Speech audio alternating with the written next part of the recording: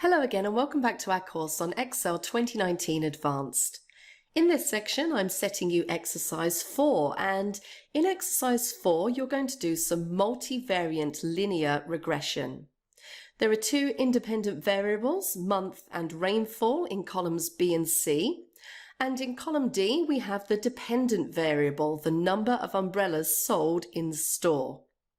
So basically what I need you to do is use the line_est function to come up with a prediction for how many umbrellas will be sold in months 13, 14, 15, 16 and 17, dependent on the rainfall figures for those months that you can see in column C.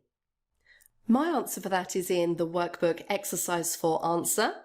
As you can see, I have a coefficient of determination there of 0.87, so about 87%, which is pretty good.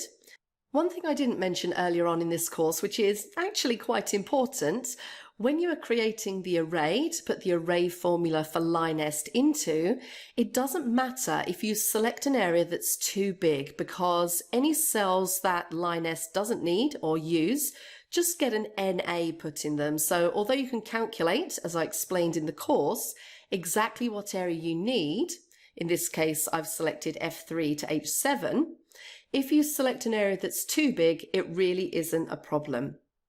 So that's exercise 4. With any luck, you'll end up with the same predictions as me for the number of umbrellas sold. I will see you in the next section.